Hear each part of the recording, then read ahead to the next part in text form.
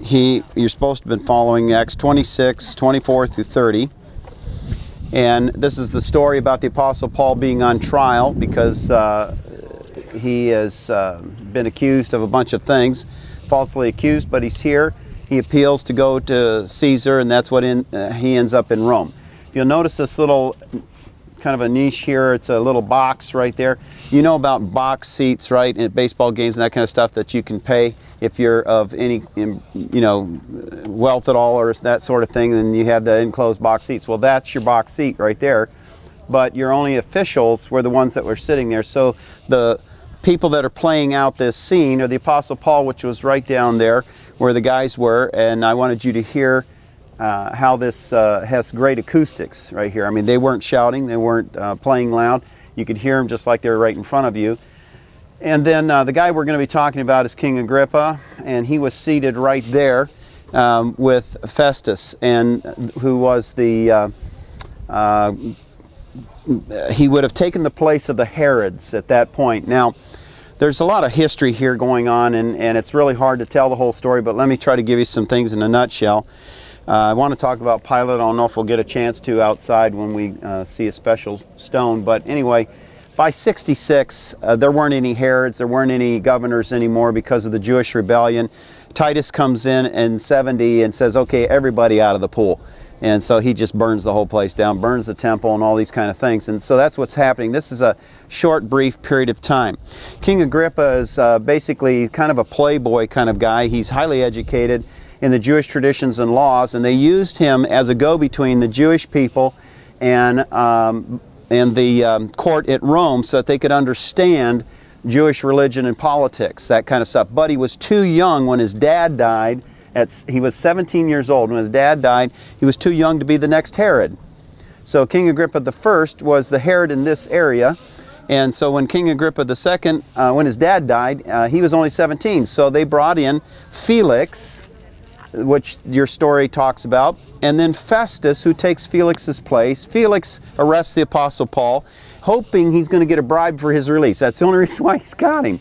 And so Paul doesn't, of course, pay him. He was a U.S. citizen, see? He said, you don't pay for, never mind. Anyway, so then Festus comes in, and he's really frustrated. Festus is a good guy, and he comes in and he's in Jerusalem, and he sees, and he's having an inauguration banquet kind of thing for his governorship out here.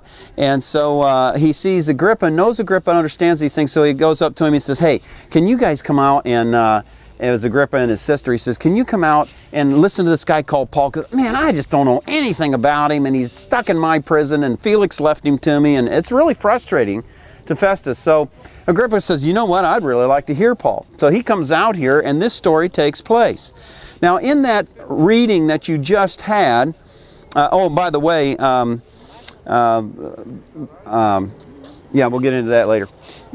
So in that reading that you have right there, Paul starts out by talking to Festus. Festus says, you're just nuts, and much learning has just driven you crazy. And he appeals to King Agrippa, who really isn't a king at all. But he calls him King Agrippa. Now, why would he do that? See, Agrippa is just simply this go-between kind of guy. He drives a Porsche. He's just a playboy kind of guy. But he has been a studier of the Old Testament. And Paul does several trick things in this speech. Paul's a very sharp guy. And two of these things I'm going to share about. The first one that he does is he calls him King Agrippa. Now, why is he calling him that? Because he is of royalty. His father was the grandson of Herod the Great, who built all of this. So here you've got the great-grandson of the guy that built all of this. You have the son of the man who ran most of this and was such a schmoozer that he would read scripture in the Old Testament that said that the Jewish people, in Deuteronomy, that the Jewish people were never to have somebody that was not of their lineage as their ruler. And he would say, I am not of blood lineage to you. And all the Jews would say, oh, Herod, we love you. You are a brother to us. And he had these flowery speeches. And his dad one day was here, King Agrippa I, was here making a speech in this very spot, and he ended up being struck and died a few days later by eaten alive by worms, the Bible tells us. And why is that? Because he took the credit. They called him, "You have the voice of an angel," and so he took the credit for that.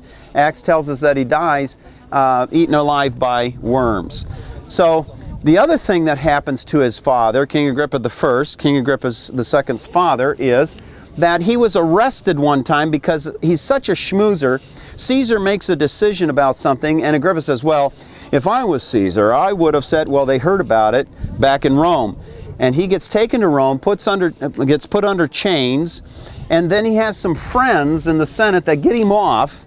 And so when he gets off, he comes back here and he builds a set of chains out of gold of the same weight of the steel chains that he had in Rome, just to smart off.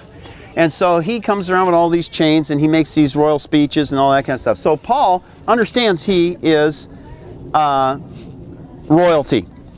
Then he also tells him, "I also know a little bit about you. I know you studied the law and the prophets."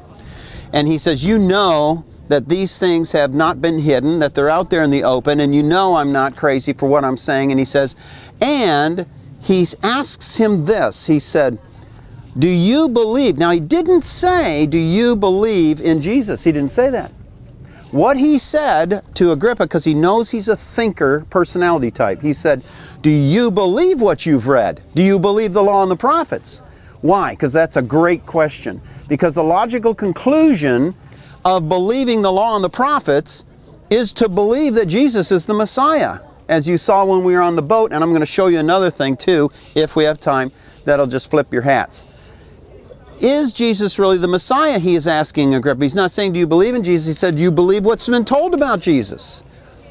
And so Agrippa knew what he was saying. Agrippa's picking up on all these little hints that he's giving him.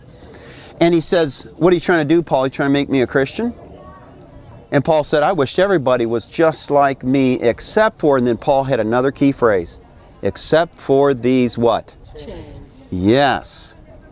Agrippa is in the very spot that his great-grandfather built, and that his father was in chains out of pride, and then died for his pride. And Paul says, "These chains are different, Agrippa." He said, "I know about your father. I know about you. I know about what you've studied. Yes, I wish that you were a Christian." Now, history tells us, just some traditional history that goes on, that Agrippa eventually does come to know the Lord, stops his illicit relationship with his sister. His sister ends up in a convent somewhere. She's very, very confused girl, needs a lot of counseling. And Agrippa eventually gets baptized according to traditions. But what a great story of really studying people, understanding people, giving them the gospel in a way that they would pick up on it. Know who you're talking to, know why you're talking to them, what history did they have? Felix said nothing. He was just, "What is this guy, nuts?" Agrippa didn't say that. And so this is the story of a guy that understood what pride gets you, and looking at these chains and saying, here's a guy who's willingly in chains for a cause that's important to him. And I think it affected his life, and I would assume that some of the tradition about him might even possibly be true, that maybe we'll see him in glory someday. But this is where that happened, right here. And that's the story behind that. Family, we walk.